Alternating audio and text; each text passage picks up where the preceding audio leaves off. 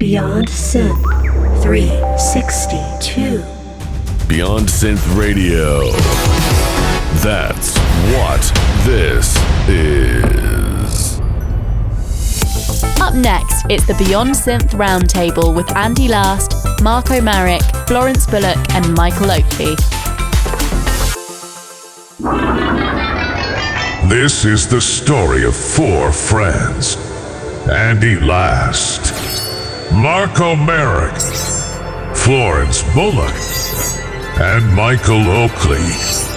Together, they set out to have the best conversations of all time. Here, at the Beyond Synth Round Table.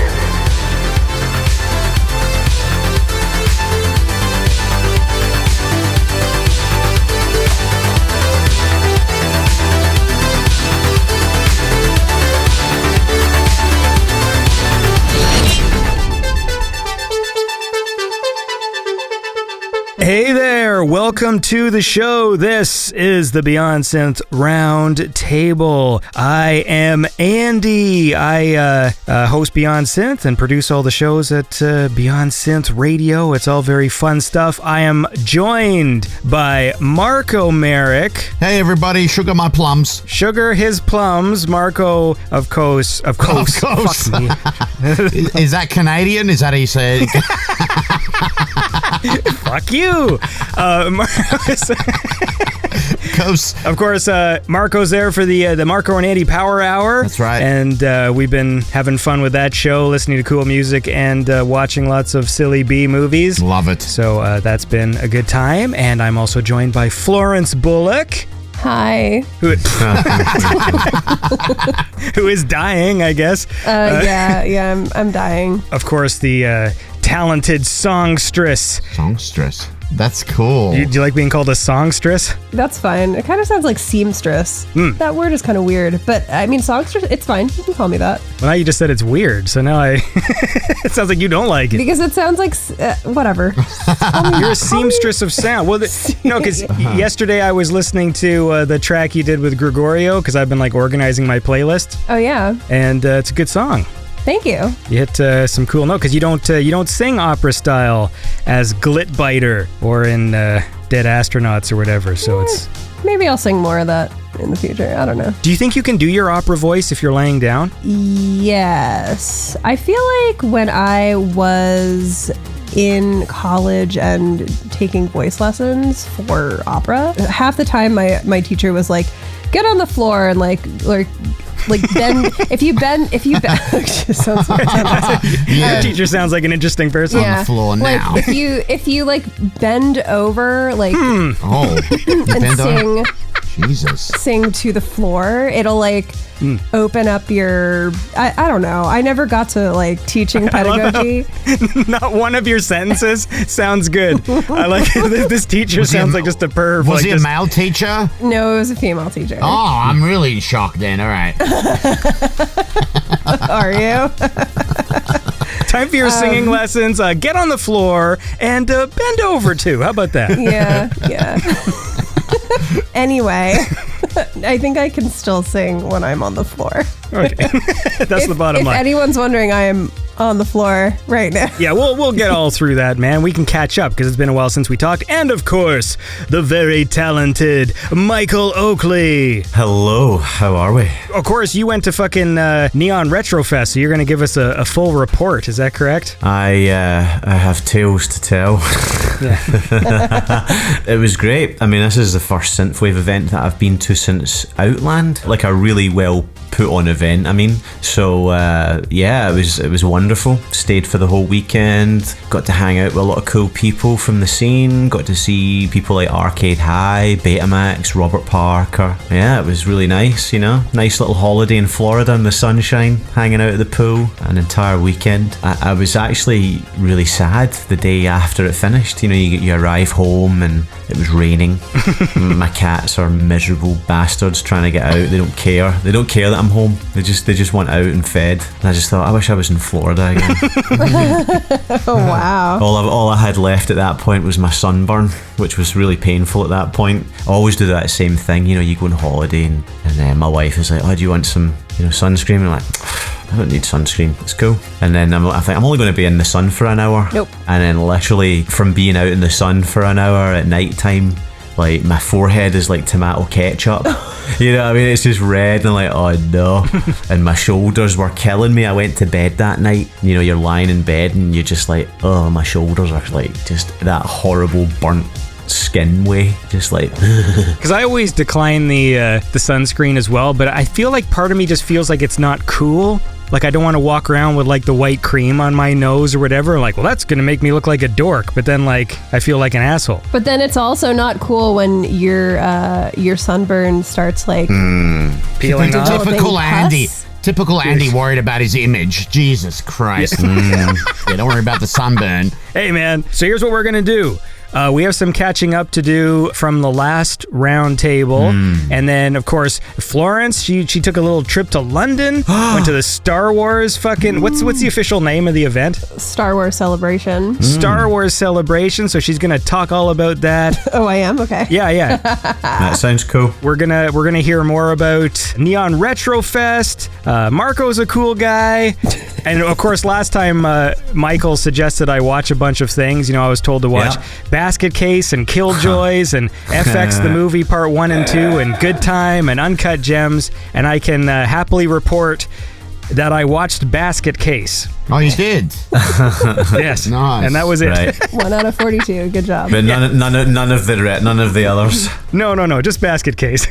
Nice. So anyway, but look, let's listen to some music and then we'll get started. So I got a cool one here that I actually first heard. It was in an Instagram post. Someone posted one of these AI things of like a DeLorean driving down the road, but like the image kept on flickering, and they were playing this cool track, which was DRYVE and FATHERDUDE remixed by Jacket. It's called City Nights. It has this fucking great chorus, and I just kept watching that Instagram video over and over again because they played like the coolest part of the song, and I got hooked on this stupid song. So anyways, here it is. This is City Nights by DRYVE and FATHERDUDE, the Jacket remix. You are something, and you thought that you're better than me, chasing the cool cars, the money. I'm ugly, hungry, horny. You are funny, and you got another place to be. Give you all the fine art and bubbly. I'm ugly, hungry, horny. Too drunk to drive, carry me alive.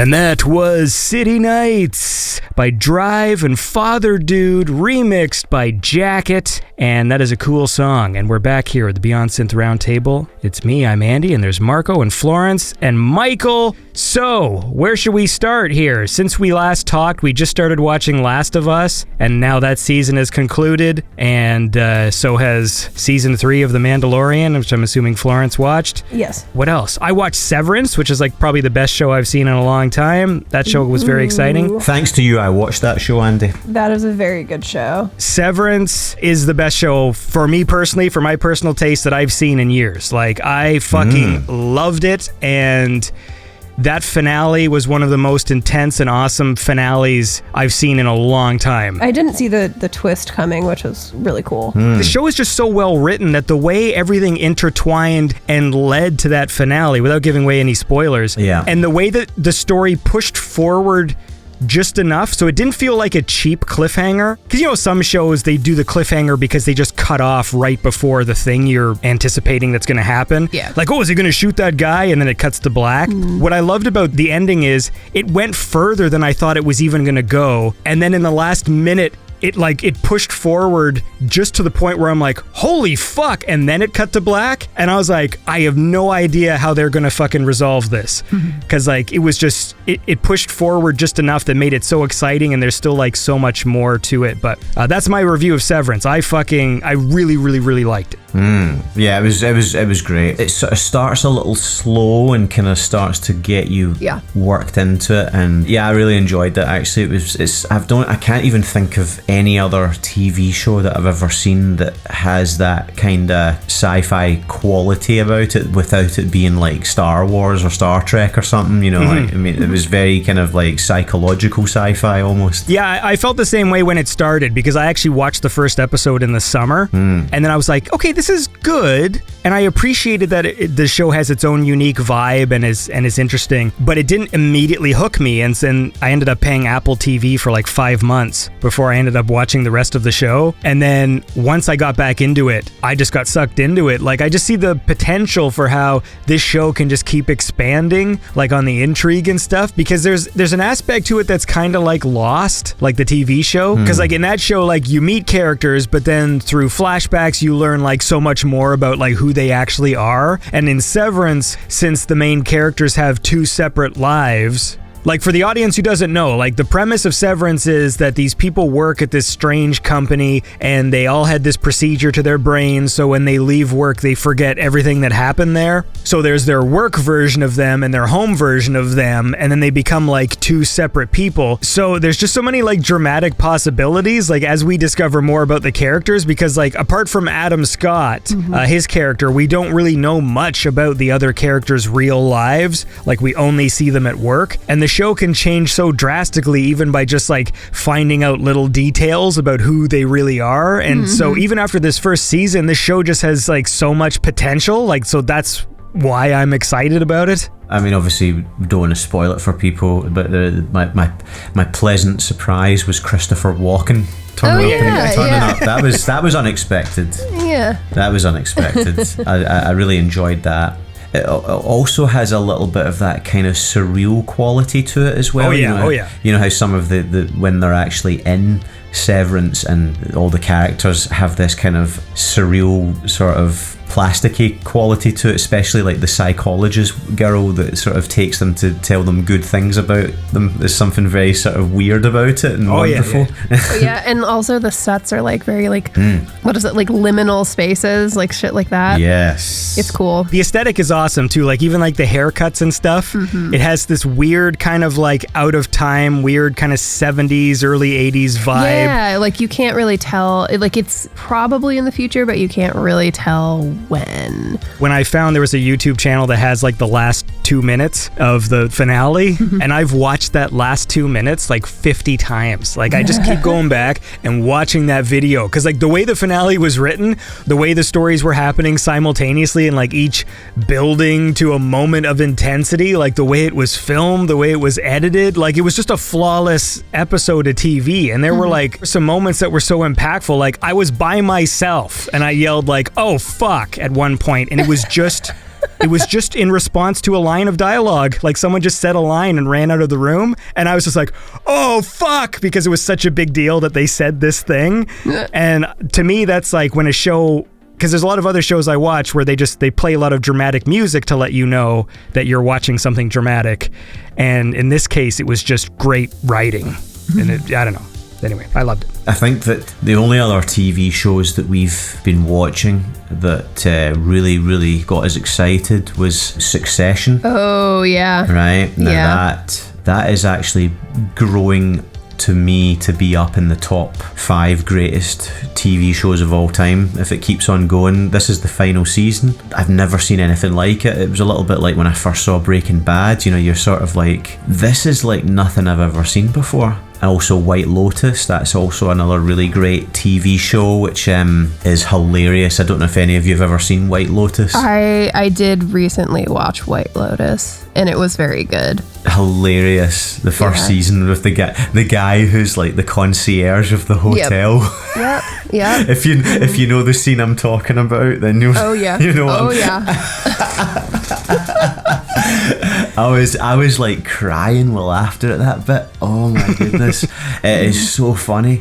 But it's just really well written characters. So maybe I'll start Succession too, man. I have a big fucking pile of things to do. Yeah, do it. Yeah. Do it. Succession is like, I'm sure it's now the TV show with the most awards that's been won for it's just so good. It's funny because when I first was looking for a new TV show to watch, I read the premise and it was like, oh, you know, the owner of a huge media corporation is dying and the guy's kids are trying to wrestle for taking over the company, and you're kind of like, ugh, do I really care about a media corporation type of show? It sounds a bit like West Wing, but for sort of media corporation. But then I read the reviews and it's like something like 97% approval rating. I thought, well, that's good. And I read all the awards it won. And then I read like people were saying, don't let the premise fool you. This is an incredible show with great writing, great characters. So I was like, you know what, okay.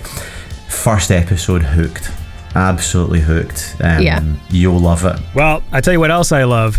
Good music? Yes. How did I know Marko that? has been sitting quietly because he hasn't watched these shows. It's okay. Play me a song. The Tommy 86 has got an awesome new album that just came out. The album is Let There Be Lights. It's available at tommy86.bandcamp.com. Really like it. It's quite upbeat and very motivational music, I guess you could say. The track that I like off it the most is Under the Strobe Light.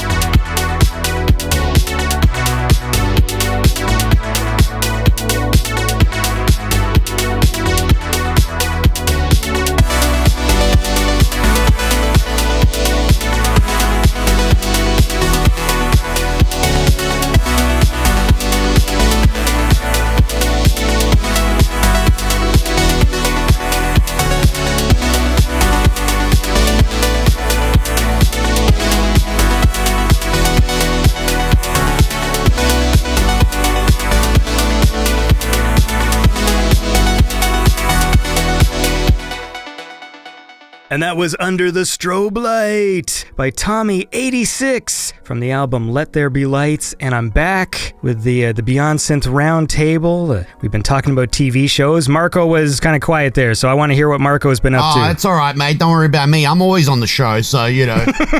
Not much. I do have a cool mixtape out, which is doing all right. A chill synth mixtape. And I was working on that, trying to get it right. And I've been working a lot. That's about it, mate. What do you mean? Do you mean you put out a mixtape on the Synthetics? Yeah, the SoundCloud? Synthetic Sunday SoundCloud. Yeah, it's okay. Yeah, it's not too bad, I guess. So I did put that out. I'm glad to. I've been wanting to for a while. I've just been busy. And other than that, I've been watching some shitty old movies, like as everybody already knows, Hard Ticket to Hawaii, which is like, it's so good. Oh man, that is good. We got to watch the trilogy because there's a trilogy of those movies, which Hard Ticket to Hawaii is the first one because it's got the two same blonde Playboy model leads who are secret agent detectives that run a shipping company in Hawaii. I'm not sure what they are. Yeah. But yeah, that's cool. So everything else is going all right, though? Doing all right, mate. Enjoying the warm weather. That's all I can say. Did you guys get snow last week? Yeah, we did a tiny bit, but then we had like 90-something degrees, 91 one day. It was like, what the fuck? Which is like 32 Celsius for everybody that's not American. I say that now to people as a joke, where it's nice weather, and they're like, oh, this is really nice. I'm just like, dude, it's gonna fucking snow on the weekend. Like, you know it will. And it did! Yeah, Fuck's sakes, we had summer weather for 2 days. We're actually right, Michael, when you were in Florida, because you messaged us like, oh, you'd love it down here, you know, the weather's real nice. And honestly, on that day, it was summer here. Like, we had fucking, like, I don't know if it reached 30 degrees, but it was hot. I was in New York a little bit last week. When I landed, it was like 85 degrees, and it was hotter in New York than it was in LA, which is hilarious. Were you there long enough to catch the snow? Nope. I don't think where I was, there was snow, but that's funny. Yeah, it was 2 days of summer, and then one day it kind of rained, and then the next day it fucking snowed. Like, it's like our fucking weather is fucked. Yeah, it's fucked up, man. April. But apart from that, everything else is going all right. You bumped into a deer, is that correct? Yeah, I bumped into him, all right. Little bugger.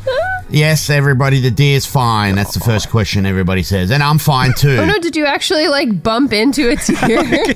No, I well, hit it. You can tell them, but we weren't recording. Yeah, thanks. When Marko went on this hilarious rant after the power hour. Yeah. You hit a deer, and I just like, oh, what happened to the deer? But I wasn't actually asking in that, like, I was like some animal rights activist. Like, I was just curious. And then Marko, shit. like, yeah. Like, everyone asks about the fucking deer.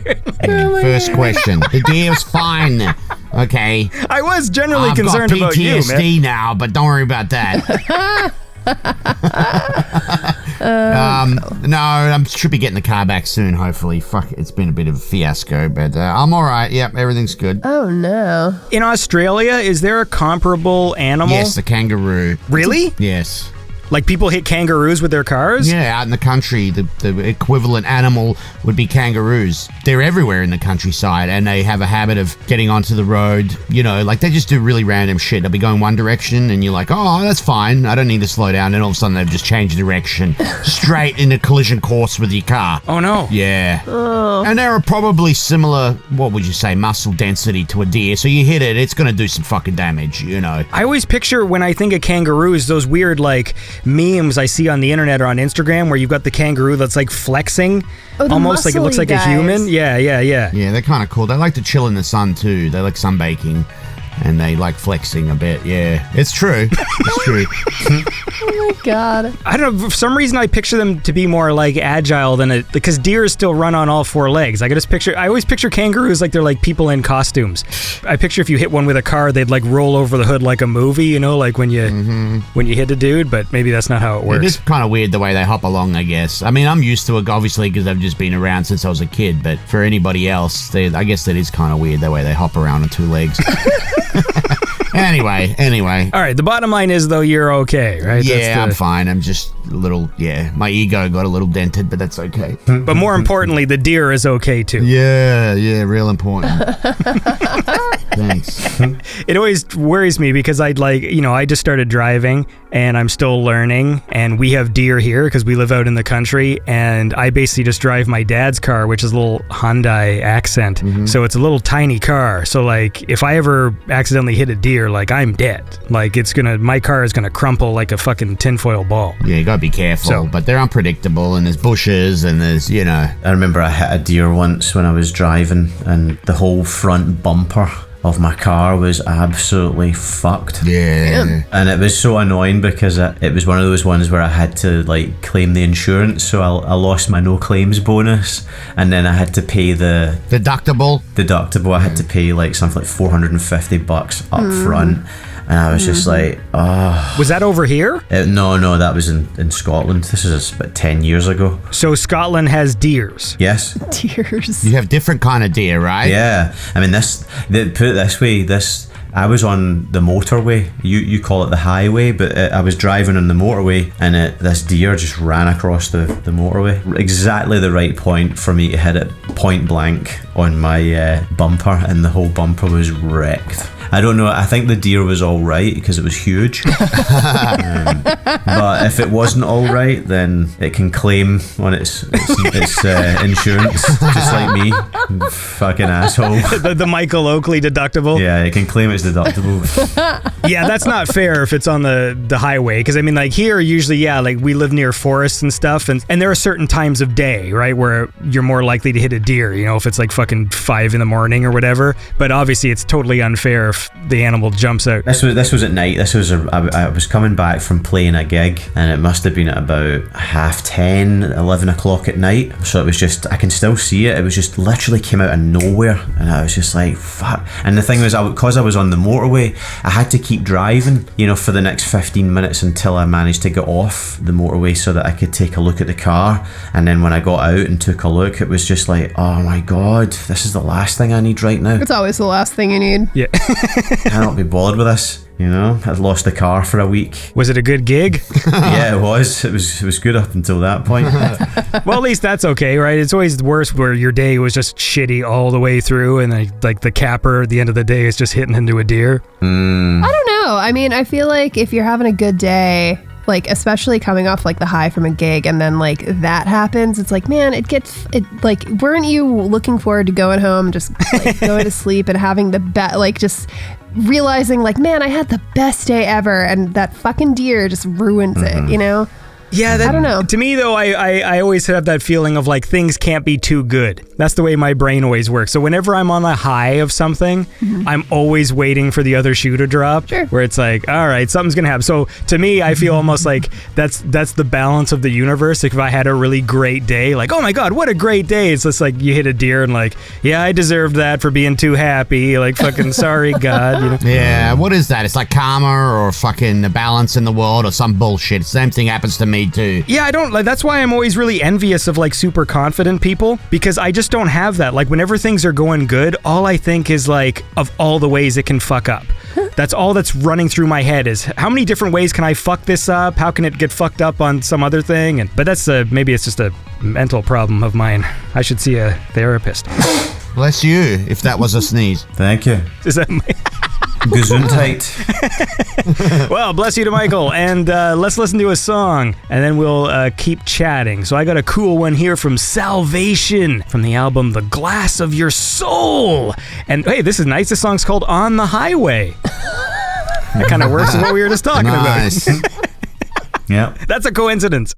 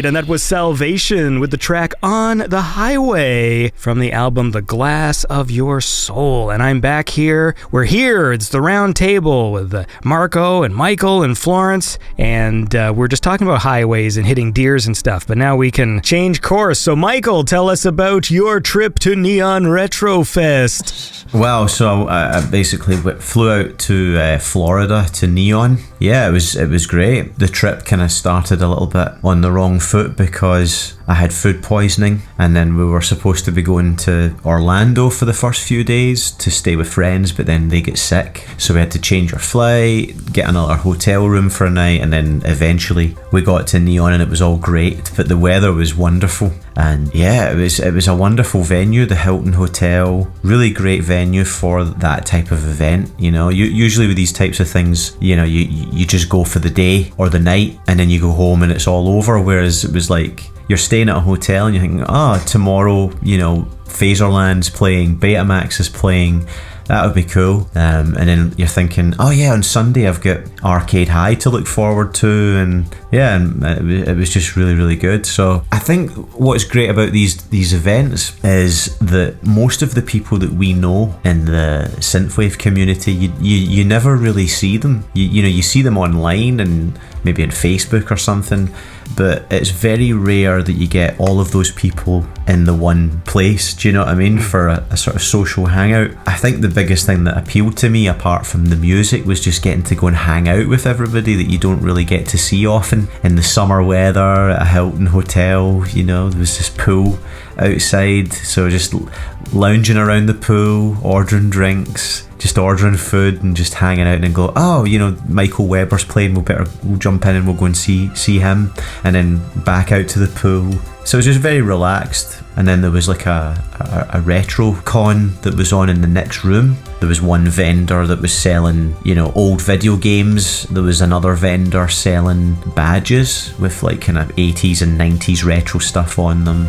So there was another person selling vintage old clothes, members only jackets and stuff like that. So yeah, it was really cool. It was just really nice, Had a great time. Do they do panels this time? They did a Night Ride FM panel. Oh, cool. So they had like some of the musicians up talking.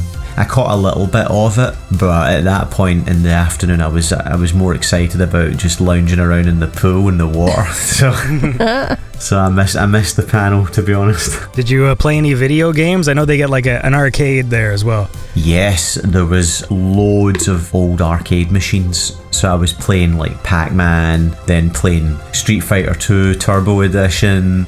Yeah, like honestly, it was amazing. You're just walking around like, there's Space Invaders and all these other games. I was like just going around playing all the different ones. It was really fun, and then you're just playing, and then you're looking up, and there's someone on stage playing music. So it was a great experience. I really hope they do this next year. Yeah, because the original location was Rhode Island. It was like in the middle of nowhere, Rhode Island. Yeah. And then COVID hit. Bloody bugger. That's when I got my passport. Yeah. I was like, that was the one thing I was like, I'll go to that. Yeah, we were all gonna go. Yeah.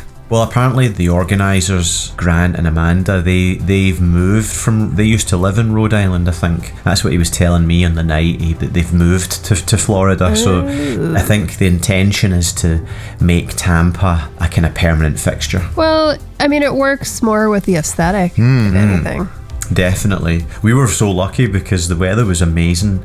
And then on the Monday, driving back, a storm hit. So it was literally when we were leaving that the weather took a complete downturn. But it was perfect. I mean, it was just so great. So I hope they do next year. I told them that if they do, I would play at it and see if we could maybe get some more people to turn up and play, get some really good headliners that would make that event a really massive success. Yeah. So who all did you see perform?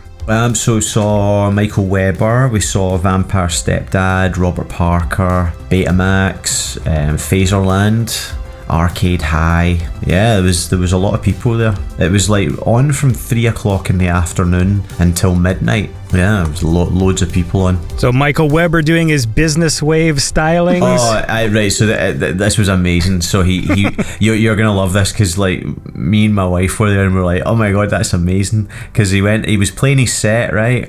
And when he walked up on stage with a briefcase. And when he opened his briefcase, he pulled out his laptop and plugged the laptop in. And then when he finished his set, unplugged the laptop, put it into the briefcase, which he has MW engraved onto the metal part of the briefcase. He literally left the stage like Gordon Gekko or something. Oh my god. It was just so good. Like everybody loved it, you know. And then later on, actually, Michael gave me some fridge magnets. He was like, "Do you want some fridge magnets?" I was like, "Of course, I would love some fridge magnets." So I got a briefcase fridge magnet. I got an old 1980s mobile phone fridge magnet, and I got like a fax machine fridge magnet. They are actually on my fridge. Nice. So I picked up a Betamax t-shirt as well. That was cool because I've been wanting a Betamax t-shirt for a while now.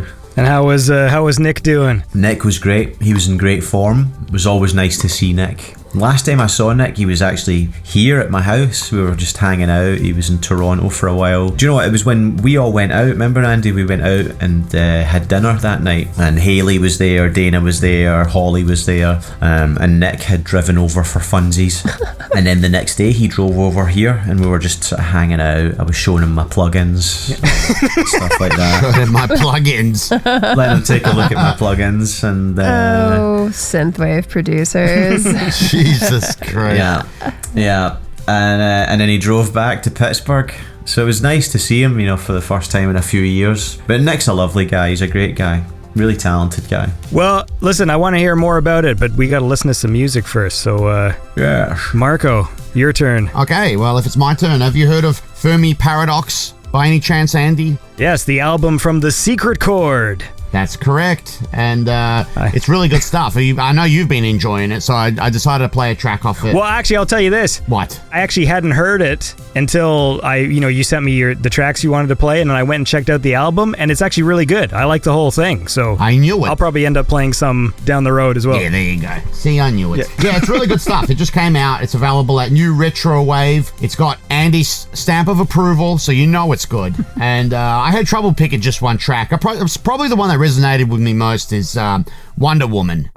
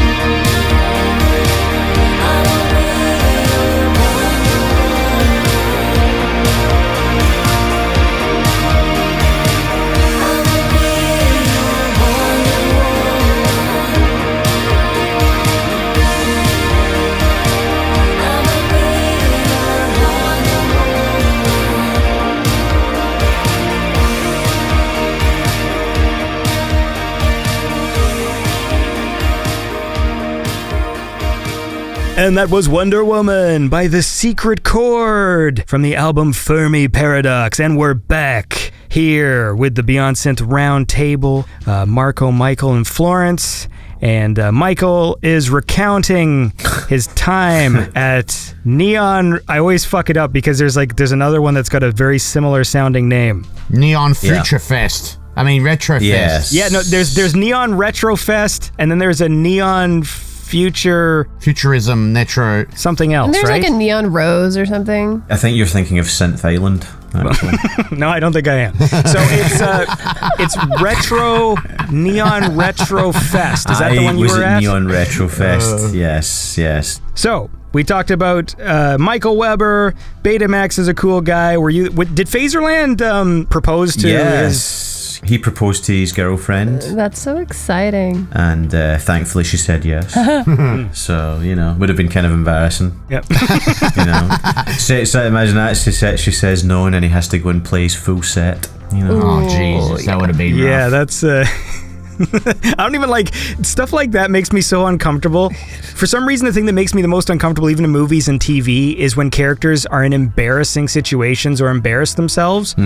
So I can handle people getting murdered and intense, weird gunfights and people's lives are on the line. But for example, I just started watching Sopranos and I'm on season 2. Oh. And there's this episode where Christopher wants to be a screenwriter and he takes this acting class. And honestly, up till this point, those scenes were the most uncomfortable for me because I'm like, oh, he's going to do something stupid because he's such a hothead. And so I know he's going to do some embarrassing thing in front of these people. And it made me uncomfortable to watch. I even had paused the episode when it came to a scene where he'd go to the acting class. I'm like, oh, he's going to do something stupid.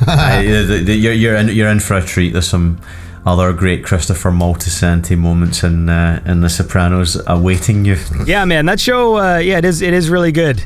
Even just watching the first season, it's such a watchable show.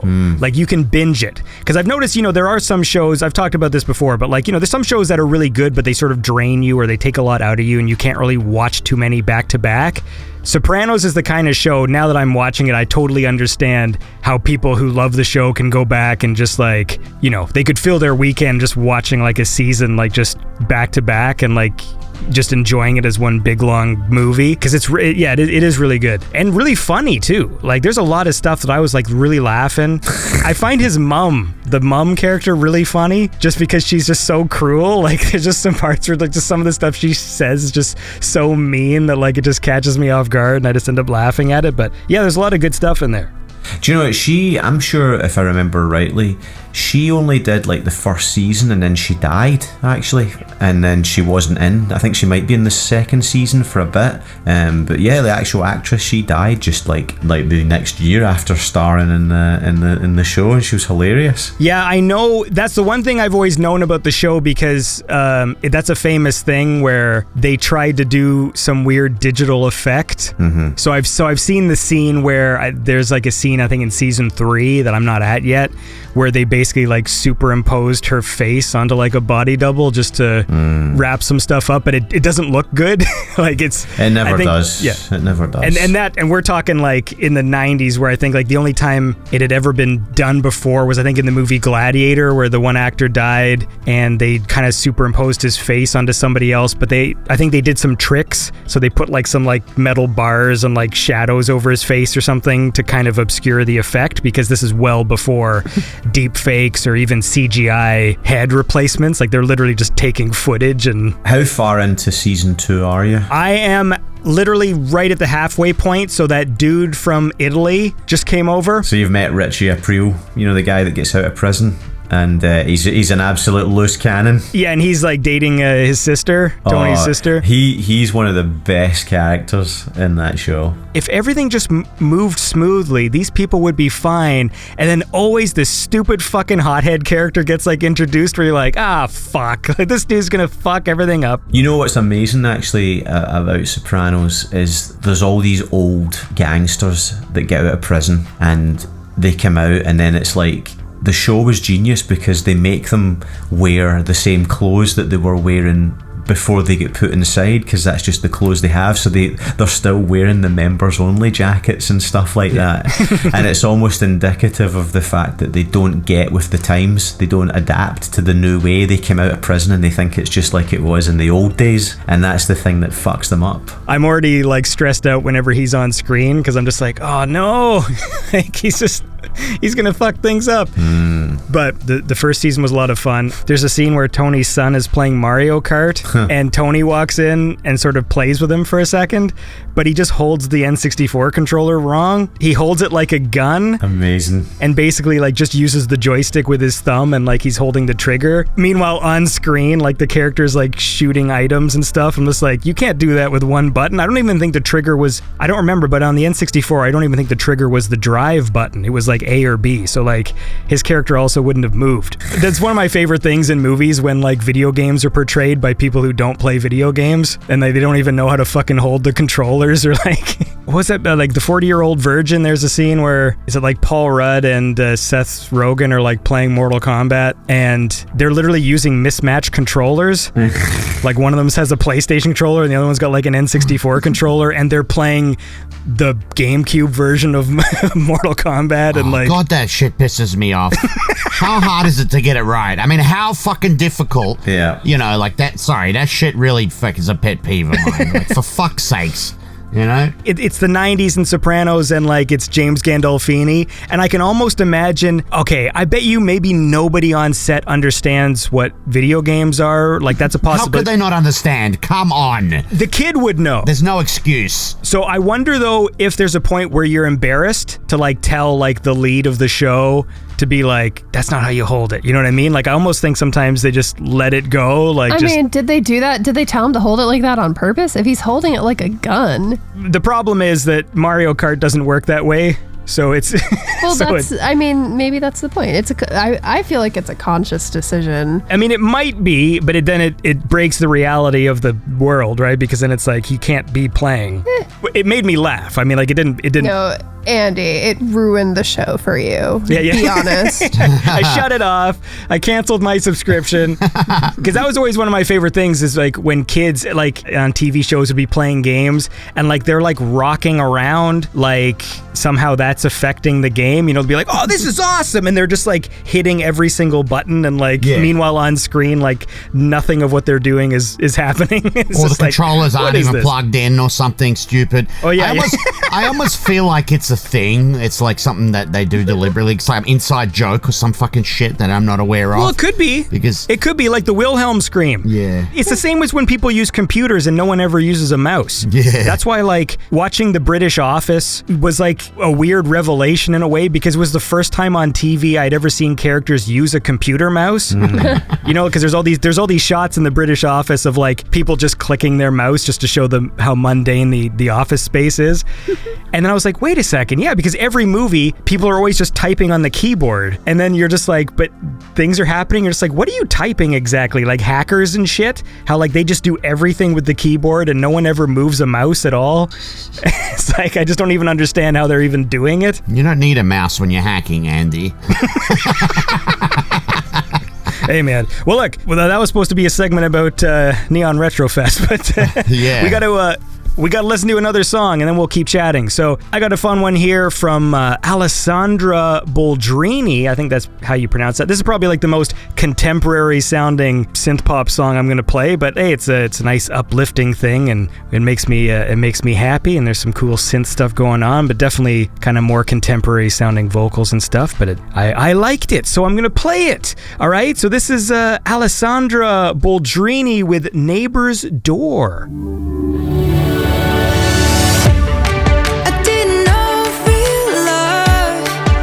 Came. It seems that you forgot who's to blame, and I should have seen it coming. It was too good, and it started like a dream that hit my self-esteem, and I felt like I wasn't complete. Now when I go home, you never leave me alone.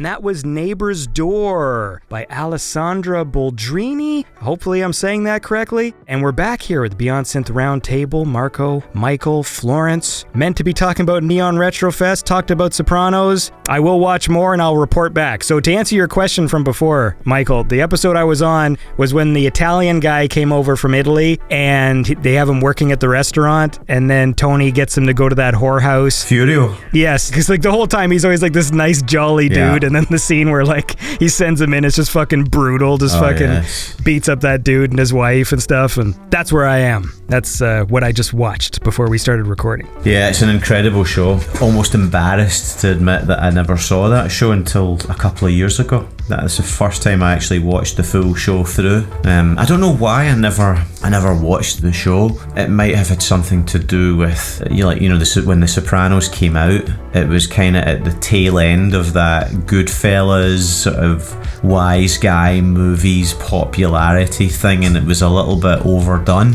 You know what I mean? So it felt a little bit like watered down Goodfellas or something, but I was wrong. It was just such a great show. Sometimes there are things that become so big that it almost feels like daunting to start. Because I haven't watched that or The Wire, and my whole life everyone's just been saying those are the two best TV shows ever made, and like it's almost like this weird thing where like I just wouldn't watch it. But I'm definitely going to do that now, and it is good. And it's surprising too, you know, when you get an idea of something, just like you said, like how you're like, oh, it's going to be like watered down Goodfellas, and so I had no idea the whole premise of the show was like mob boss has panic attacks and needs to see a therapist or whatever. Like I didn't know that was the hook of the show. So watching it now, I see that it's a much deeper show than I had imagined it was. Yes, it's definitely in the Mount Rushmore of greatest TV shows. And of course, speaking of TV shows, I guess we just got finished season 3 of The Mandalorian. Did you enjoy season 3 of The Mandalorian, Florence? Yes, for the most part, I did.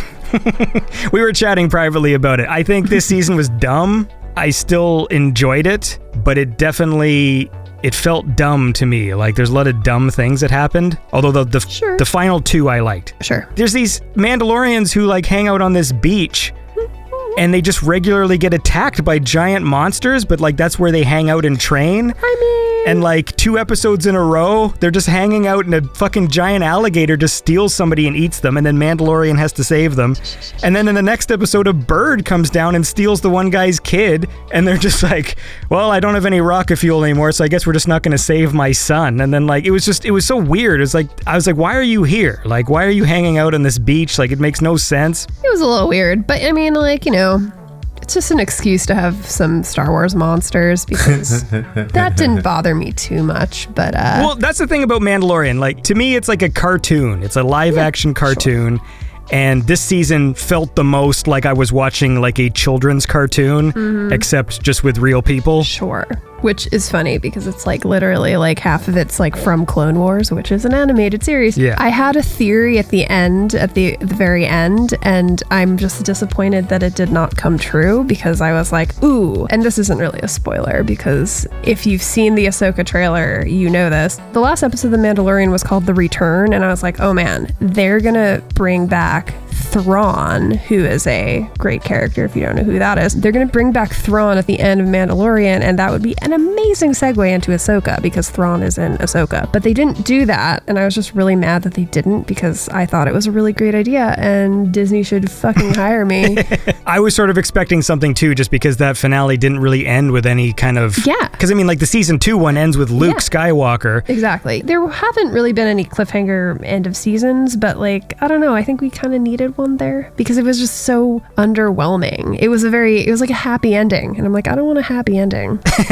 See, I'm sort of mixed on this one, because I love cliffhangers. We just talked about Severance, and I think that cliffhanger was amazing. At the same time, there's nothing worse than a cliffhanger ending that leads into a shitty season. Yeah, fair. Because then you're on the hook, right? Like that's like one of the things that I dislike the most about Spider-Man 3, apart from it like being a weak movie, is the second movie ends with like this cliffhanger where you're like, oh, is James Franco gonna be the new Green Goblin? And then it leads into a stupid movie where I would just be like, it would have been nice if there was no little stupid hints at the end, because then it would be nicely wrapped up, you know? And I think I would like more TV shows to end without cliffhangers. Yeah, so if you choose to drop off, you can be satisfied that you watched a contained story. Fair. But at the same time, since there wasn't much of a story this season of Mandalorian, like it was pretty... And that stupid episode with fucking Lizzo and Jack Black was dumb. That was a dumb episode of television. Wait, what? Lizzo and Jack Black were in it? Yes, they were in The Mandalorian. Why? Okay. Oh, Jesus. And it's not even that I dislike the idea of like silly celebrity cameos. Well, Christopher Lloyd was in it too. Yeah. And it was just the stupidest episode where Mandalorian shows up with Bo-Katan, who's another like Mandalorian from like the different tribe of Mandalorian warriors. And they just have to go and talk to some of their friends. But for some reason, there's this dumb detour where they can't talk to them right away because like Jack Black and Lizzo are like the king and queen of this place. And they have to like do a job for them before they can say hi to their friends, even though like they could see them when they were landing, like where they were parked. And the whole story was like, there's robots that are in revolt and there's some mystery going on. But the mystery was so simple and stupid. Why they needed outsiders to solve this problem for them when it literally just turned out that Christopher Lloyd was just purposefully making the robots bad and he was the head of the robots. There was kind of no point to the episode. Like, one of the things that I really liked about the first season was that Mando kept like, he went around to all these people and kept meeting people, and then at the very end of the season, like everyone kind of came together and helped him. Yes. And so like it would have made more sense if like the Jack Black and Lizzo characters had come together at the end of this season and helped in some way, or like had something to do with the ending of the season. But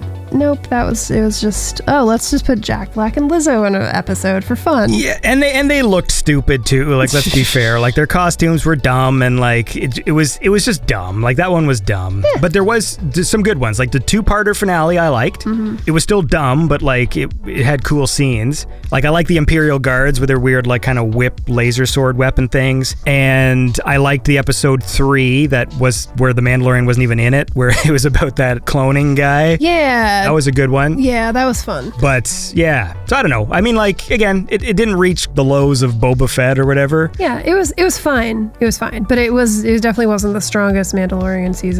No.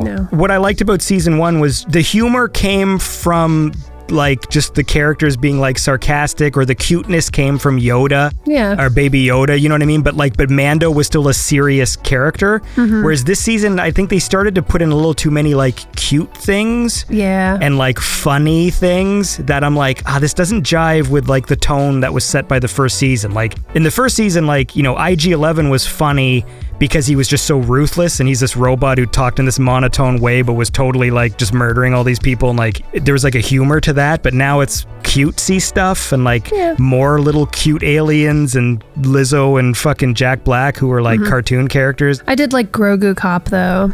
Oh, that was great. I like they gave him a little robot to drive around in. I enjoyed that. That was adorable. And then like the line where like he has the fruit and Mando's trying to like grab the fruit and he's like, this isn't working for me. That was great. That was my favorite thing I think they did with Baby Yoda. Is like when he had the robot and he could press the yes or no button. That legitimately made me laugh, that scene. Just the fucking no. Like, and he just kept mashing no. Like, that was funny. And actually that's a really good segue into the fact that I went to Star Wars Celebration. Well, I tell you what, we will talk about that. Oh, bloody hell, Andy. But we have to listen to a song first. Jesus Christ. Jesus Christ. Hey man, these segments, he does this all the time. I know. Always got to be in control. Listen, man, music makes the world go round, so play me some. All right, Mr. Control Freak. I got a good EP that just came out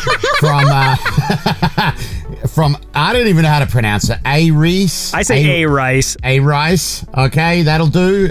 Whatever they're called, it's really good stuff. Their EP is called Paradise. The one I want to play off the album is a bit of a sultry number. It's called Noir Love.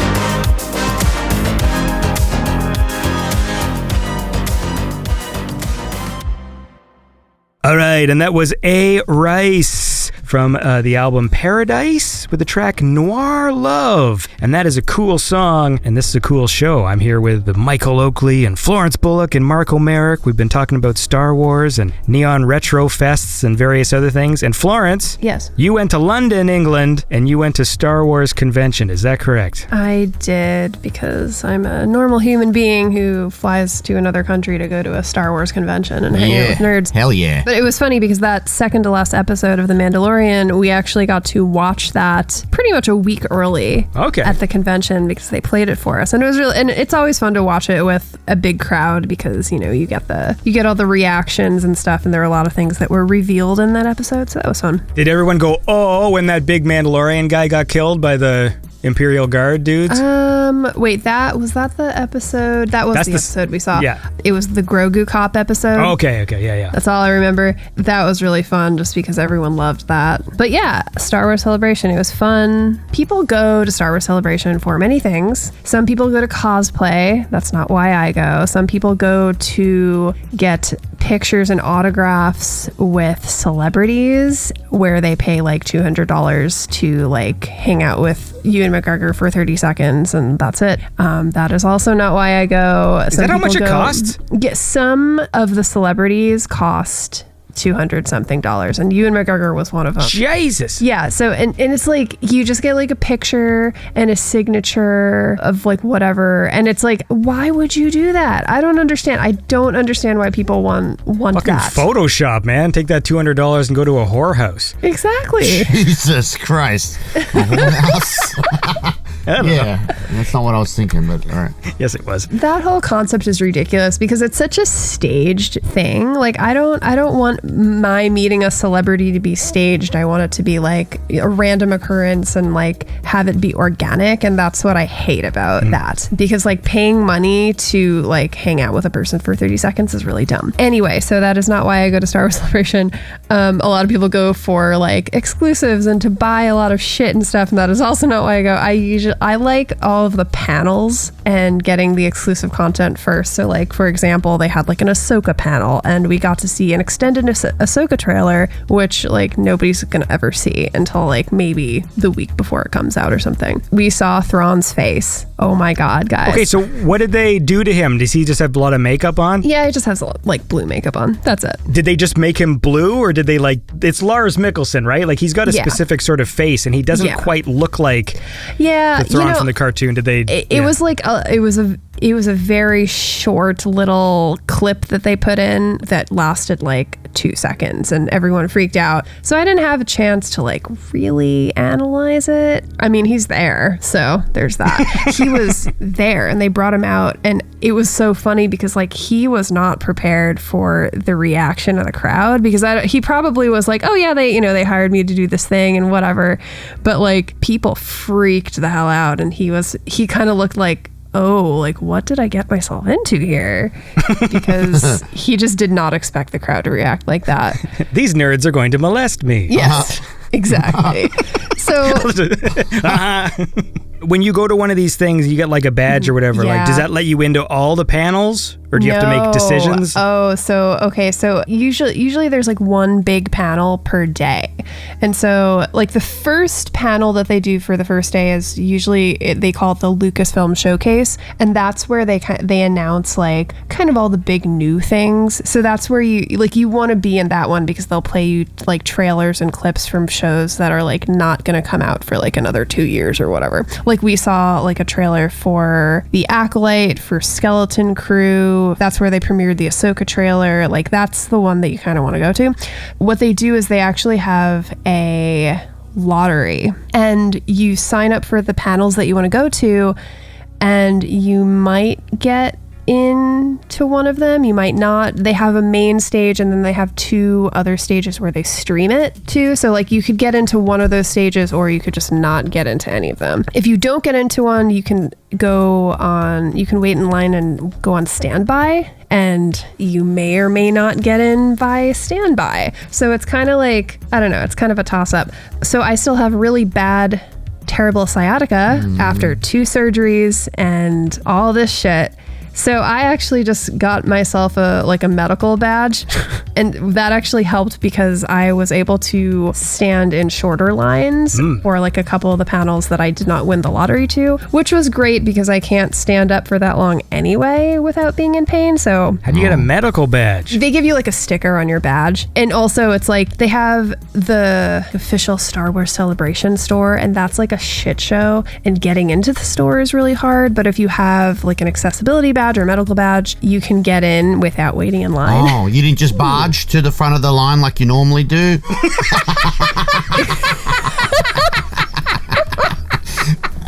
Sorry. Wow, what a throwback there, Mark. Sorry about that. I had to. I had to do it. I was trying to get in there somewhere.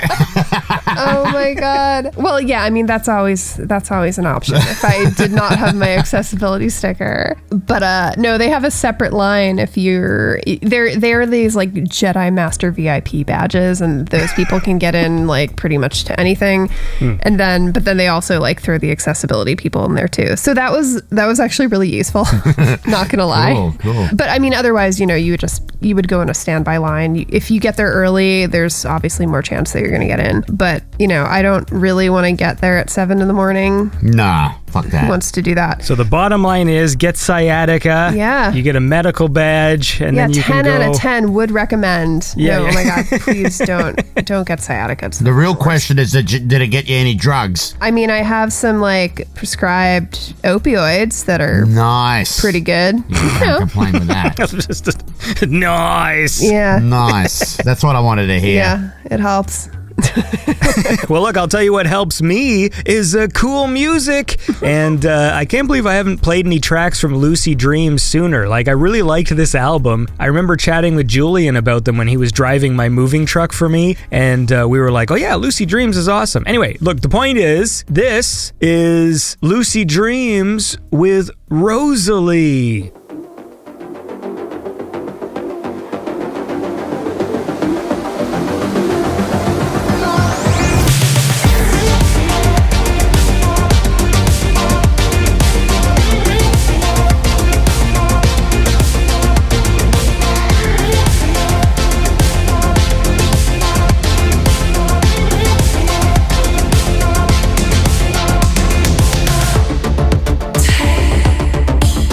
The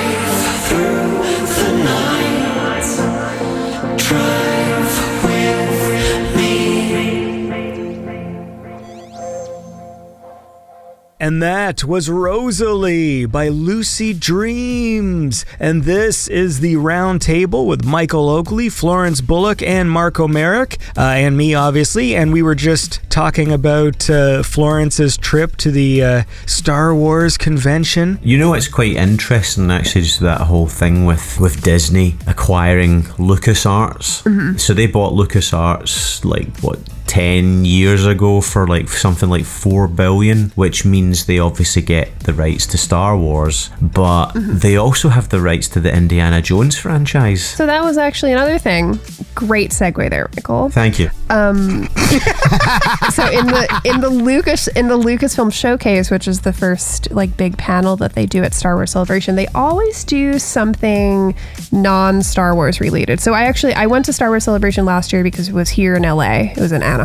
So that was obviously easy to go to. And last year, what they did with the Lucasfilm Showcase is they gave us a preview of Willow, which was exciting. Oh, boo. Which has been canceled after one season. I know, I'm mad. I actually really liked Willow. Well, we already talked about this. Unpopular opinion, but I liked it. Hey, man, look. Anyway. I wish I did. This time, though, they gave us a preview of the new Indiana Jones movie, which was cool. And they brought some people out, and Phoebe Waller-Bridge was there, and I love Phoebe Waller-Bridge, so I was like, my girl. So that was really exciting to see her in person. Anyway, yeah, we got a preview of Indiana Jones too. Oh, nice. Yeah. The tech of young Indy looks pretty good. I still need to see the whole movie in action to see how well it works or whatever. But in the trailer, there was a bunch of shots where it's like, ooh, like they're getting good at this, like the de-aging stuff. Oh yeah. Yeah, I mean they're only going to get better too. But they played us like an entire scene from the movie. It was just like a chase scene, which is cool. But yeah, we got that. I'm just so surprised that in 10 years they haven't rebooted it sooner with some like even animated thing or just something. A kind of young Indiana Jones reboot. Do you know what I mean? Like if you acquire a company for $4 billion, you're going to squeeze it. I honestly think, though, that they just didn't have a proper plan. Yeah. Like, they just assumed the franchising and, like, money-making potential without considering what the fucking stories were actually going to be. And then their Disney Star Wars trilogy was so disjointed and Solo flopped, so, like, they just stopped making Star Wars movies, which was not the idea. Like, you know they wanted to Marvel this thing and release, like, one movie a year at least. Yeah. They're going to make more movies now, because that's what they announced. Yeah, they did. And those won't be coming out until, like, 2025. So, like, their shitty management put a 6-year gap between movies. And, like, to your point, Michael, like, I think they did want to reboot Indiana Jones, but I think the reaction to the Han Solo movie maybe sent the message that people don't want to see, like, other actors in these roles. And so now you see, like, these experiments on TV where, like, Luke Skywalker is a deep fake Mark Hamill, which audiences seem to be more okay with than a complete recasting. Like Robert De Niro in The Irishman. Yeah, well, that was a whole different thing because he like just him waddling around like an old man, but then like having like a young face was just. Yeah, that was weird. Me and one of my mates, we have this like thing about Robert De Niro movies from the 2000s. I don't know if you've seen. One of them was called Righteous Kill. Oh yeah, I have seen that one. That was him and Pacino. Yeah. And then there was another one with Robert De Niro, and he plays a prison warden, and it's got Ed Norton in it. He's the prisoner. Anyway, the thing about it is Robert De Niro is like 65 and he's doing these sex scenes, and the sex scenes are just like painful to watch. It's like Bob. I mean, I can call him Bob after the amount of movies I've seen him in now, can't I? Bob De Niro. I'm like, Bobby. Bob, you don't need to do this. You don't need to do these scenes. Like, why are you struggling your way through these awkward sex scenes with like actresses that are half your age? Well, probably like even more than half now. Like now that they're like super old. They should just get a body double that looks nothing like it. That would be funny. Where it's like it's just him playing the face, but then like when they pull out, it's just totally like just a young dude like it was being their best. It was horrendous. It's just you went through that little period of making those 2000s movies, you know. But yeah, I am very much looking forward to the new Indiana Jones movie because I'm one of probably the few people that enjoyed the Crystal Skull. Oh God, don't get me started on that. Jesus. Went to the movie theater to see it. And So did I. It wasn't anywhere near as good as the previous Indiana Jones movies, but it was just nice to see Indiana Jones back. I thought the first half of that movie was good. It's just once I really tried so hard, but then when those fucking flying, swinging monkeys came in, I was like, all right, I'm signing out. I'm sorry, I tried. For me, the movie just had an overuse of CGI, Right. and the lighting. I found the lighting really weird. Like the movie looked very staged. You know, like everything was always that perfect, like 3-point lighting, no matter where they were. And it just gave the movie like this weird fake effect. Yeah. I only really love Raiders of the Lost Ark. Like, I don't think any of the sequels come close to that first one. Like, Last Crusade is entertaining, but like Raiders is fucking awesome. It's so good. Great film.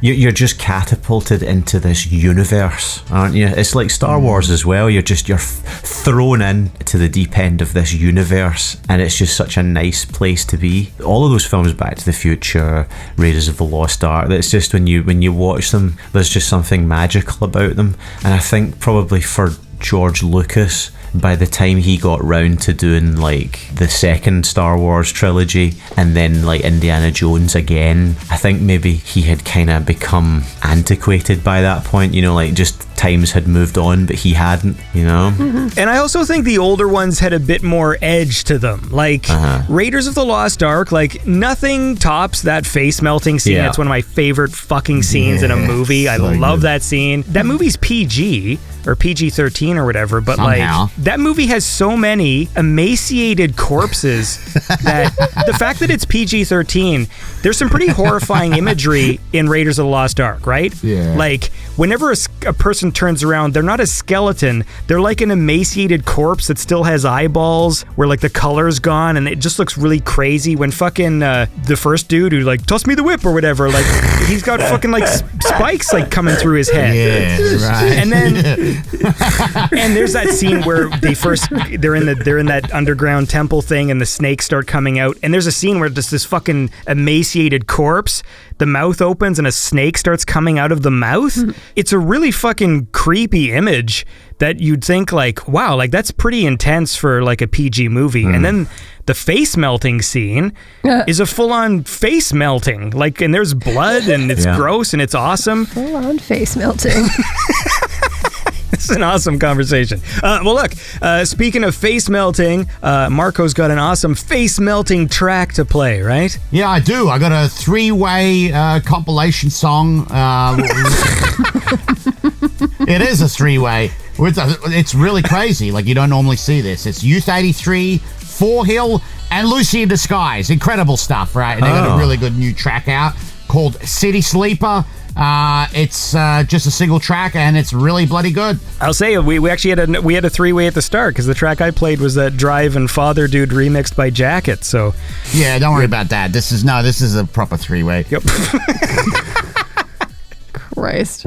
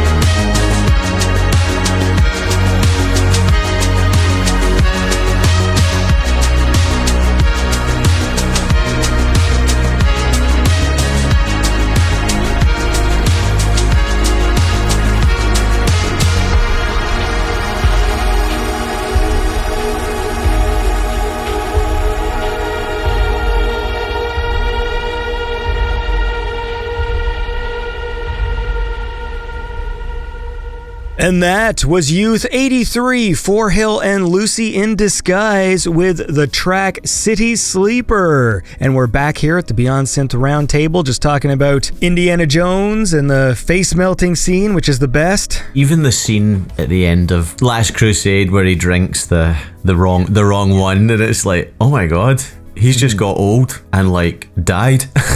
I honestly think that the second Star Wars trilogy and that Indiana Jones movie suffered from being kind of in that middle ground period where CGI was kind of getting its legs, but it didn't have enough good legs to stand on, if you know what I mean. Not like the way it is now, because there's a lot of movies in the mid 2000s that have got like terrible fucking CGI, aren't they? It's like so bad. And but they had moved on from practical effects though, because practical effects was just too expensive to do in it at that point. With Star Wars, it's like, I think George Lucas is like, yeah, every movie from now on, it's just going to be CGI forever. Because, like, you know, the whole thing, it's like they didn't make one clone trooper suit. It was all CGI. It's like, yeah, that's fun. I think now at least people realize, like, okay, we got to mix CGI with practical effects because it just doesn't feel right. And ironically, since it was his vision of like the future of movies, yet those early movies with like lots of CGI look really dated now. Like Attack of the Clones looks almost worse than all of them. Oh, it's terrible. I saw that at the movie theater. I saw them all in the movie theater twice. All of them. All of them? Jesus. Because I was kind of like confused. You're a confused kid? I watched Phantom Menace and was like, what the fuck is this? Like, it just didn't, it felt wrong. It did feel wrong. And I ended up seeing it again with a different friend, going like, maybe I'll watch it again, and something was wrong. Then I saw Attack of the Clones twice, and I saw the fucking Revenge of the Sith twice. The last one was decent. Like, at least it looks the best. Yeah. Like, definitely the technology had improved, because that opening fight with the ships in Revenge of the Sith, it looks really good. It's just let down by the weird performances. Like, oh, this is where the fun begins, master, and like this stuff where you're like, what is this? The worst thing about those movies, though, is the CGI is probably the least of its problems. The dialogue in those movies is just the dialogue's terrible. Honestly, it's like it's all George Lucas's fault, or people not standing up to George Lucas, because he wrote, like, he was never good at dialogue. He never was. But like with the original trilogy, like people didn't think of him as God, and like by the time he was doing the prequels, they were. So it's like, oh wait, we gotta do exactly what George Lucas wants, because if we don't, then like we're fucked. Yeah. But like people just didn't stand up to him. So it was basically exactly what George Lucas wanted, and it just flopped because of it. I feel like what you were saying about Indiana Jones, I think Disney's weird like that. They've gone so full on with Star Wars and that, and then they missed some opportunities. Like with the Indiana Jones, I'm surprised they didn't do anything else for so long. But then even Tron, like I feel like they missed the boat with Tron. Like the sequel was such a good movie, and then they keep talking about making another one, and they should have really cashed in, because I thought the sequel was so fucking good. I mean, some of the CGI with the de-aging thing was still not quite there. I mean, it looked good, but it wasn't quite there. But everything else was just amazing. The soundtrack, the story, the special effects. Was it a flop? Like, I don't think remember. So. I feel like it didn't do the business that they wanted it to. Let me look it up. I think that's the reason. Yeah. Tron Legacy is a movie that I watched it, and I don't really like think about it too often, but whenever I watch it, I'm like, this is a really like cool and entertaining movie. And of course the score is so awesome. Fun. Yeah. The story is kind of like meh and simple, but like I didn't have a problem with the story. It's like visually really entertaining. The soundtrack is awesome, obviously. It's like they nailed the aesthetic so hard. Yeah, they did. Yes. And sometimes, you get a cool aesthetic. That sometimes can be the thing that powers you through a movie. You know what I mean? We're just like, you know what? This movie just looks and sounds so cool that like I'm comfortable with all the other stuff that's not perfect. Also too with Tron, I guess this would be like another hot take for people in the synthwave scene. The first Tron movie is weird. It is. Like that's just a weird film. It's kind of awkward. The effects are strange. I appreciate it for what it was trying to do, but if you give me a choice of like which ones to watch, I'll watch Legacy every time. So it says Tron was a box office success. It says it's definitely classed as a success, and it costs 170 million to make, and it grossed 400 million. You know, in movie circles, it is classed as a success. So I just feel like that whole world, it would be really suited to have like spin-off TV shows, and you know what I mean, like set in that world, and you could have like, I just feel like it's weird that they haven't cashed in on it. That's all, you know. I think now a lot of companies just want to make more money on their investment and make the safest choices possible and the most money. Because like maybe, you know, 100 million budget and the movie's making 400 million like isn't good enough if it's not doing like $1 billion business. Like the fucking Mario Brothers movie, which was like the safest movie I've ever seen in my life. Oh, it's terrible. Honestly, like, I feel like there's a lot of huge conglomerate franchise movies like that you watch them and they're predictable and nothing takes you on any kind of journey where you feel like, oh, I wasn't expecting that. You're right, it's very safe. Have you seen the Mario Brothers film? I don't need to. Fuck's sake. It's such a weird movie. Like, we took the family to go see it, and it was like they went through a checklist of things they needed to include, did nothing more than they had to, like no surprises. And even though I enjoyed it while I was looking at it, as soon as I left the theater, I felt nothing. Like, it left no mark on me. Like, I wasn't happy, I wasn't sad, I was just like blank. I was trying to talk about it with my family afterwards, and I couldn't even say what my favorite part was. The bit where the credits started rolling. I tell you what, do you know what it's comparable to then? It's the musical equivalent of listening to a Jack Johnson album. Because that is the definition of safe music. Oh my god. There's no risks taken. There's nothing about it that's controversial. I honestly think that the problem with a lot of these franchises, you've seen it happen with DC, like after the Nolan movies, how quickly it went south. Like, I think there's too many fucking business executives at the company getting involved in creative decisions that they shouldn't be getting involved in. Also, the success of Marvel, because all the companies are trying to emulate this shared universe bullshit, and they need to start recognizing that Marvel was a fucking fluke. And they started with a bunch of mediocre films, save Iron Man. Like, Iron Man was good, followed by 4 movies that were okay. It's funny you say that. Last night we watched Iron Man. That's so funny you said that. We literally watched Iron Man again last night. Yeah, no, the first Iron Man's great. Yeah. Like, you know, back when there was still a practical Iron Man suit. I think, but like, that thing was completely CGI by the time they got to Endgame. And speaking of Endgame, is that all we have to talk about? What else do we got to say, man? Well, it's got to wrap up because I've got to go. Yeah, me too. I got to go to work, you cunts. So yeah, Marco's got to fucking work. Did we miss anything? I never did my review of Basket Case, but I don't really have too much to say. That can be a cliche for this series. We just every episode say we're going to talk about Basket Case, but we never ever get around to it. Yeah, it was funny. I do like when you were telling me to watch it last time, and you're like, "What's in the basket?" And I didn't no idea that actually is like that phrase is said many times in that film. Like this. Well, look, I got one last song here, and then we'll say goodbye. How about that? So here's some nice synthwave styles to wind down with. This is Syntronix with Voyage.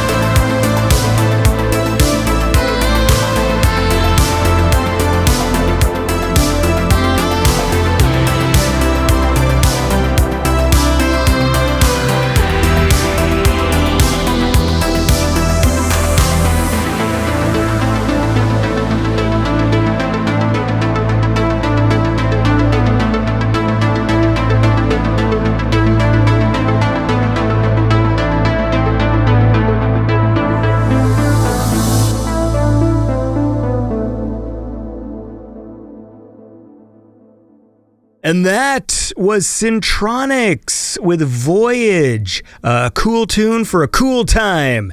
And now we got to wrap up this round table. So we hit all the classic talking points. We got Star Wars. We got CGI versus practical effects. One thing I do want to say just very quickly, because I know you guys will relate to this, but we were talking about CGI and practical effects. Now, the biggest example of practical effects versus CGI is zombie movies. Yeah. Because how amazing was those George Romero zombies in Day of the Dead, and then you fast forward to CGI zombie movies and they just look fucking terrible. Well, we talked about this a lot on the show, but like, it's the CGI blood. It's terrible. That's so bad. It does not work. The only time I've ever seen it work is it has to be quick, like in those Raid movies, or even John Wick to an extent, right? You shoot a guy, you see a bit of the blood spurt, and then you cut. It just looks like a cartoon. It's just so phony. Absolutely. And it was quite telling that even when George Romero came back and did Land of the Dead in 2004, that was still practical effects. Which one's Land? Is that the one where they walk underwater and cross the sea? Yes. That's the one. Yeah, I remember we went to see that at the movie theater, and I was so excited.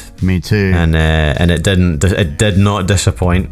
The bottom line is this. We've had a good time. I'll save my review of Basket Case for the next round table. I tell you, I will watch Basket Case in that time just to refresh myself, and we will talk about it at the next one. Does that mean I have to watch it too? God damn it. It does. Yes, you do. Yeah. Your boyfriend's gonna love that one. Oh yeah. Oh, I'm sure he's going to watch it for a whole 2 minutes and then leave the room. It's such a scummy atmosphere because it's like New York in like either the early 80s or the late 70s, right? Like it feels so real and gritty, like just where they're filming and stuff. It's like you just get this real sense of like just how gross that that time period was.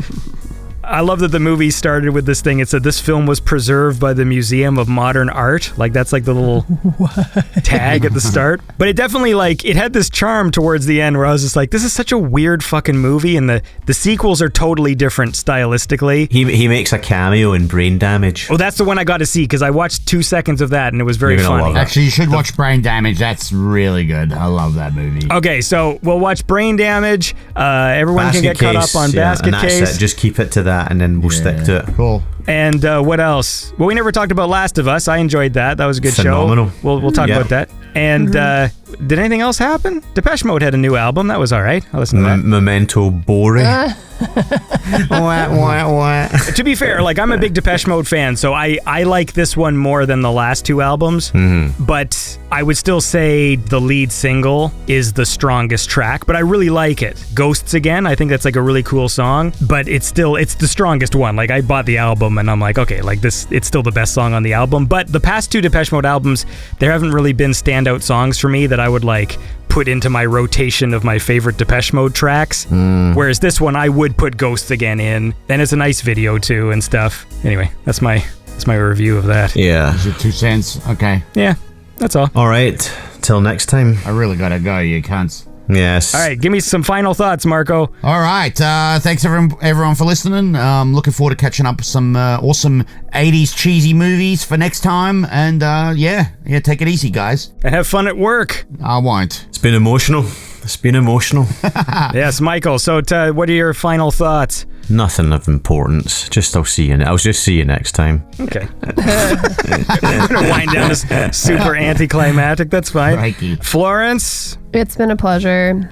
Bye. Yeah. That's all I I got. love you. Goodbye. Hello. My boyfriend just texted me that there's a chicken taco outside for when I'm done, and I really hurry want the that hell chicken up. taco. So. Yeah. Well, let's wrap up and we'll all get our metaphorical chicken tacos. Yeah, no, this is a real chicken taco. I'm really excited. God damn. All right. You know Well, it. thank you all for joining me on this round table. And we will reconvene in several months, I guess, or how often we're doing these things. Yep. And some stuff will happen. So everyone have a lovely day and tune into next time. All right. Bye. Tune into next time. What? I don't know. Tune into next time. Yes. You are the best at I mean, goodbyes. I understand it. Tune into next time. Sorry, that's a good one, Andy. You got to leave that in. I will.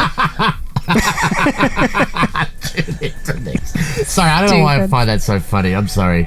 Oh. Have a beautiful time. Bye. Beyond Synth Radio is produced by Andy Last. Check the show notes for more information on the musicians featured on the show. Consider supporting Beyond Synth at patreon.com/BeyondSynth. Thanks for listening.